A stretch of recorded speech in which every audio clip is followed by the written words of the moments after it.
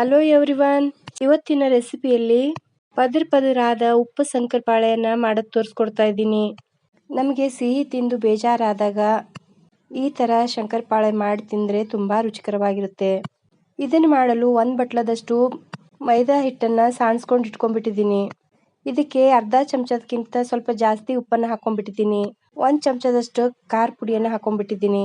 ಅರ್ಧ ಚಮಚದಷ್ಟು ಮೆಣಸಿನ ಪೌಡರನ್ನು ಹಾಕೊಂಡ್ಬಿಟ್ಟಿದ್ದೀನಿ.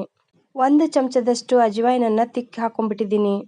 2 ಚಮಚದಷ್ಟು ರಿಫೈನ್ಡ್ ಎಣ್ಣೆಯನ್ನು ಹಾಕೊಂಡ್ಬಿಟ್ಟು ಚೆನ್ನಾಗಿ ಮಿಕ್ಸ್ ಮಾಡ್ಕೊಂಡ್ಬಿಟ್ಟು ಈ ಹಿಟ್ಟನ್ನು ಹೀಗೆ ಹಿಡಿದು ನೋಡಿದ್ರೆ ಮುಷ್ಟಿ ಆಗ್ತಿರಬೇಕು.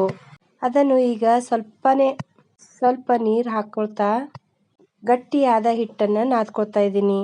ಸ್ವಲ್ಪನೇ ನೀರು ಹಾಕ್ಕೊಳ್ತಾ ಇದನ್ನು ನಾದ್ಕೊಂಡ್ರೆ ಗಟ್ಟಿಯಾದ ಹಿಟ್ಟು ರೆಡಿ ಆಗುತ್ತೆ. ನಾದಿರುವ ಹಿಟ್ಟನ್ನು ತೆಗೆದುಕೊಂಡ್ಬಿಟ್ಟು ಒಂದು ಬೌಲ್ಗೆ ಹಾಕಿಬಿಟ್ಟು ಅದನ್ನು 1 ತಾಸಿನವರೆಗೆ ನೆನೆಯಕ್ಕೆ ಇಟ್ಬಿಟ್ಟಿದ್ದೀನಿ. ಈಗ ನಾದಿರುವ ಹಿಟ್ಟು ನೆಂದಿದೆ. ಅದನ್ನು ತೆಗೆದುಬಿಟ್ಟು ಇನ್ನಿಷ್ಟು ಚೆನ್ನಾಗಿ ಹಾಗೆ ಮೃದುವಾಗಿ ನಾದ್ಕೊಳ್ತಾ ಇದ್ದೀನಿ. ಈ ಹಿಟ್ಟಿಗೆ ಪಕ್ಕಕ್ಕೆ ಇಟ್ಕೊಂಡ್ಬಿಟ್ಟು 4 ಚಮಚದಷ್ಟು ತುಪ್ಪನ ತಗೊಂಡ್ಬಿಟ್ಟು 2 ರಿಂದ 3 ಚಮಚದಷ್ಟು ಮೈದಾ ಹಿಟ್ಟನ್ನು ಹಾಕೊಂಡ್ಬಿಟ್ಟು ಪೇಸ್ಟನ್ನು ತಯಾರು ಮಾಡ್ಕೊಳ್ತಾ ಇದ್ದೀನಿ. ಪೇಸ್ಟ್ ರೆಡಿ ಆಯ್ತಂದ್ರೆ ನಾದಿರುವ ಹಿಟ್ಟಿನಲ್ಲಿ ಈ ಥರ ಚಾಕುವಿನಿಂದ ಚಿಕ್ಕ ಉಂಡೆಗಳನ್ನಾಗಿ ಒಂದು 4-5 ಉಂಡೆಗಳನ್ನು ಕಟ್ ಮಾಡ್ಕೊಂಡು ಇಟ್ಕೊಂಡ್ಬಿಟ್ಟಿದ್ದೀನಿ. ಒಂದೊಂದಾಗಿ ಎಲ್ಲ ಚಪಾತಿಗಳನ್ನು ತಳ್ಳಗೆ ಲಟ್ಟಿಸ್ಕೊಂಡು ಇಟ್ಕೊಂಡ್ಬಿಡ್ತಾ ಇದ್ದೀನಿ. ಎಷ್ಟು ತಳ್ಳಗಾಗುತ್ತೋ ಅಷ್ಟು ಚೆನ್ನಾಗಾಗುತ್ತೆ.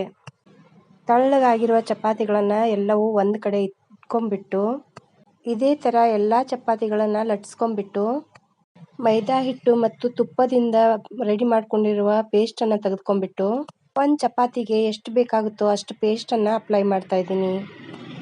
ಮತ್ತೊಂದು ಚಪಾತಿಯನ್ನು ತೆಗೆದುಕೊಂಡ್ಬಿಟ್ಟು ಅದೇ ಥರ ಪೇಸ್ಟನ್ನು ಅಪ್ಲೈ ಮಾಡ್ಕೊಂಡ್ಬಿಟ್ಟು ಎಲ್ಲ ಚಪಾತಿಗಳನ್ನು ಇದೇ ಥರ ಪೇಸ್ಟನ್ನು ಹಚ್ಕೊಂಡ್ಬಿಟ್ಟು ಒಂದರ ಮೇಲೆ ಒಂದು ಇಟ್ಕೊಂಡ್ಬಿಟ್ಟು ಈ ಚಪಾತಿಗಳನ್ನು ಚೆನ್ನಾಗಿ ಒತ್ಕೊಂಡ್ಬಿಡ್ತಾ ಇದ್ದೀನಿ. ಈಗೇನಿದೆ ಅಂದರೆ ಲಾಸ್ಟಿನ ಚಪಾತಿಗೂ ಅದೇ ಥರ ಸವರ್ಬಿಟ್ಟು ಈ ದಂಡಿಯನ್ನು ತೆಗೆದುಕೊಂಡು ನಡಬರ್ಕ ಆಗುವವರೆಗೆ ಮಡ್ಚ್ಕೊಳ್ತಾ ಇದ್ದೀನಿ.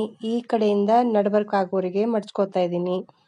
2 ಕಡೆಯಿಂದ ಮಡಚಿಂದ ಮತ್ತೆ ಪೇಸ್ಟನ್ನು ಅಪ್ಲೈ ಮಾಡಿಬಿಟ್ಟು ಕೆಳಗಿಂದ ಮತ್ತೆ ಮಡ್ಚ್ಕೊಂಡು ಮತ್ತೆ ಆ ಕಡೆಯಿಂದ ಈ ಕಡೆ ಮಡಚುವಾಗ ಇನ್ನಿಷ್ಟು ಪೇಸ್ಟನ್ನು ಸವರ್ಕೊಂಡ್ಬಿಟ್ಟು ಈ ಥರ ಮಡ್ಚ್ಕೊಂಡ್ಬಿಟ್ಟು ಚಪಾತಿಯನ್ನು ಲಟ್ಟಿಸ್ಕೊಳ್ತಾ ಇದ್ದೀನಿ.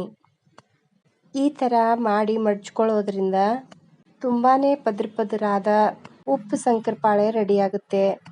ಈಗ ಇದನ್ನು ನಿಧಾನವಾಗಿ ಒಂದು ಹಂತದವರೆಗೆ ಉದ್ದವಾಗಿ ಲಟ್ಟಿಸ್ಕೊಳ್ತಾ ಇದ್ದೀನಿ.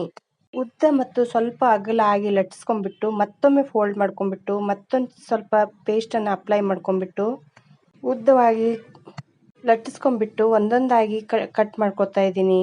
ಒಂದು ಅರ್ಧ ಇಂಚಿನ ಗಾತ್ರದಷ್ಟು ಅಗಲವಾಗಿ 5 ಇಂಚಿನಷ್ಟು ಉದ್ದವಾಗಿ ಸೇಪನ್ನು ತೆಗೆದುಕೊಂಡ್ಬಿಟ್ಟು ಇವುಗಳನ್ನೆಲ್ಲವೂ ಕಟ್ ಮಾಡ್ಕೊಂಡ್ಬಿಟ್ಟು ಒಂದು ಕಡಾಯಿಯನ್ನು ಇಟ್ಬಿಟ್ಟು ಅದರಲ್ಲಿ ಎಣ್ಣೆಯನ್ನು ಹಾಕೊಂಡ್ಬಿಟ್ಟು ಮೀಡಿಯಂ ಫ್ಲೇಮ್ನಲ್ಲಿ ಇವುಗಳನ್ನು ಚೆನ್ನಾಗಿ ಫ್ರೈ ಮಾಡ್ಕೊಳ್ತಾ ಇದ್ದೀನಿ.